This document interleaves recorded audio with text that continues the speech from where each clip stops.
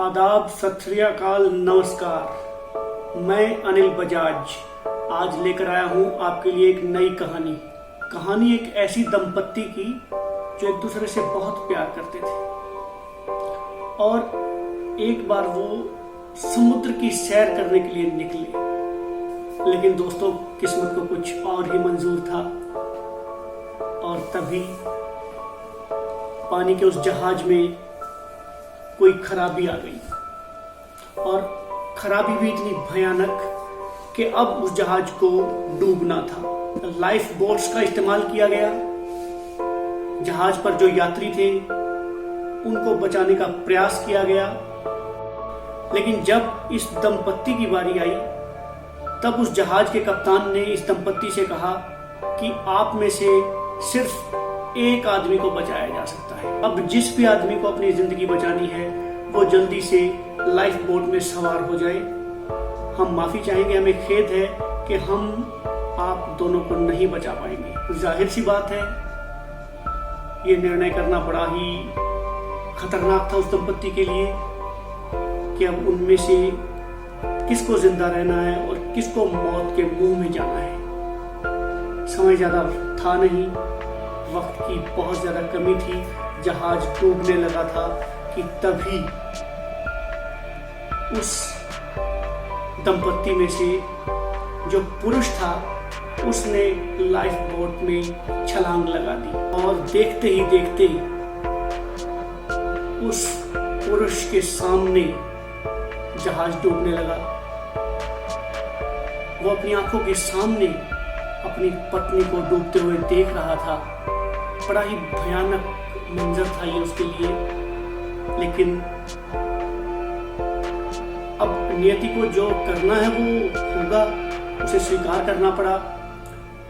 लेकिन डूबते डूबते उस पुरुष की पत्नी ने जो शब्द कहे, जानते हैं वो क्या थे? उस महिला ने अपने पति से कहा, मेरे बच्चे का ख्याल रखिएगा।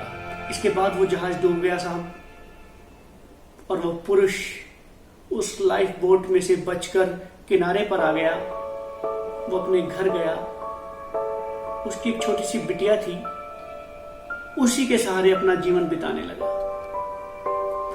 धीरे धीरे उसका जीवन चल रहा था। बिटिया बड़ी हो रही थी। बिटिया को उसने बड़े लाड प्यार से पाला। वो अपनी पत्नी का अक्स उसी बिटिया में देखता।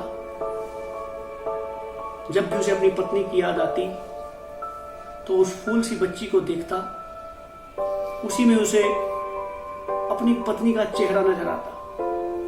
वक्त बीता, बिटिया बड़ी हो गई और वो आदमी वृद्ध हो गया। बिटिया जब भी अपनी मां के बारे में पूछती तो उसके पिता उसको संतुष्ट नहीं कर पाते। उनके मन में एक विचार सा आता था। उस विचार को उन्होंने कभी अपनी बिटिया के साथ साझा नहीं किया। दोस्तों, फिर वो एक दुर्भाग्यपूर्ण वक्त आया, वो दिन आया जब उस वृद्ध की, उस पुरुष की मृत्यु हो गई। अब उस मृत्यु के बाद जब उसकी बिटिया ने अपने पिता की संदूक खोली तो उसमें से उसे एक डायरी मिली। डायरी में वो पूरी कहानी लिखी हुई थी जिसके बारे में वो बिटिया जानना चाहती थी। उसमें लिखा था कि मैं तुम्हारी मां से बहुत प्रेम करता था। एक दिन हमने समुद्र में घूमने का कार्यक्रम बनाया। जब हम समुद्र में घूमने के लिए निकले तो दुर्भाग्यवश पानी के जहाज में कोई खराबी आ गई और हमें उस जहाज के कप्तान ने बताया कि आप दोनों में से एक आदमी को लाइफ बोट पर जगह मिल सकती है। आप तुरंत से फैसला करें कि किसे लाइफ बोट में सवार होना है और किसे इस जहाज में रहना है, क्योंकि ये जहाज कुछ समय के बाद डूब जाएगा। मैंने बिना एक क्षण गवाए लाइफ बोट में छलांग लगा दी। वो छलांग मैंने इसलिए लगाई थी क्योंकि मैं जानता था मेरी पत्नी एक गंभीर बीमारी से ग्रसित है और वो इस दुनिया में थोड़े ही दिनों की मेहमान है। मैं जिंदा बच जाऊंगा तो मैं अपनी 3 साल की बिटिया को पाल लूंगा। हालांकि ये फैसला मेरे लिए बहुत मुश्किल था, पर मेरे पास इसके अलावा और कोई चारा भी नहीं था।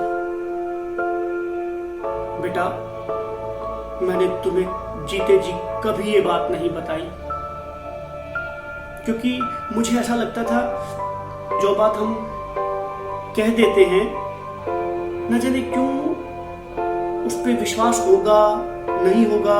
हर आदमी का सोचने का नजरिया अलग होता है। मैं कभी हिम्मत ही नहीं जुटा पाया कि तुम्हें अपने मन की बात बता पाऊं, लेकिन सच्चाई यही है कि मैं तुम्हारी मां से बहुत प्यार करता था और तुमसे भी बहुत प्यार करता था। मैं तुम्हें अच्छे से पाल सकूं, बड़ा कर सकूं, इसी उम्मीद में, इसी आशा में मैंने उस वक्त तुम्हारी मां को मौत के मुंह में धकेल दिया। मेरी इच्छा थी कि मैं भी तुम्हारी मां के साथ ही उस जहाज में रहूं और नियति को जो भी मंजूर हो मैं वो स्वीकार करूं। लेकिन बेटा, तुम्हारे लालन पालन के लिए मुझे उस समय ये कठोर निर्णय लेना पड़ा और तुम्हारी मां को मौत के मुंह में धकेलना पड़ा। दोस्तों, इस संसार में हमें बहुत सी बातें गलत नजर आती हैं, लेकिन इसके अलावा भी काफी जटिलताएं हैं जिन्हें समझना आसान नहीं है। हम कुछ बातों को ऊपरी सतह से देखते हैं और फैसला कर लेते हैं। किसी भी बात को बिना गहराई से जाने समझे हम उस बात का सही आकलन नहीं कर पाते। झगड़ा होने पर पहले माफी मांग लेने वाला व्यक्ति जरूरी नहीं है कि वो गलत हो सकता है उसका नजरिया हो, उसको झगड़े से ज्यादा रिश्ते बरकरार रखने में ज्यादा फायदा नजर आता हो, या उसका नजरिया हो कि रिश्ते जिंदा रहने चाहिए, माफी मांग लेना एक छोटी सी मामूली सी बात होती है। झगड़ा होने पर जो पहले माफी मांग ले जरूरी नहीं है गलती उसी की हो सकता है वो रिश्तों को बरकरार रखना ज्यादा महत्वपूर्ण समझता हो, उसके लिए रिश्ते बरकरार रहना ज्यादा जरूरी हो। दोस्तों, साथ खाते पीते समय जो बिल की अदायगी कर देता है ना, जरूरी नहीं है उस दोस्त की जेब पैसों से ठसाठस भरी हो, लेकिन ये जरूरी है कि वो पैसों से ज्यादा अहमियत दोस्ती को देता है। जो लोग आपकी मदद करते हैं ना दोस्तों, जरूरी नहीं है कि वो आपके एहसानों के तले दबे हों। उनके दिलों में दयालुता का निवास होता है, करुणा का निवास होता है, प्रेम का निवास होता है, भाईचारे का निवास होता है। जय हिंद। अपना ख्याल रखिएगा।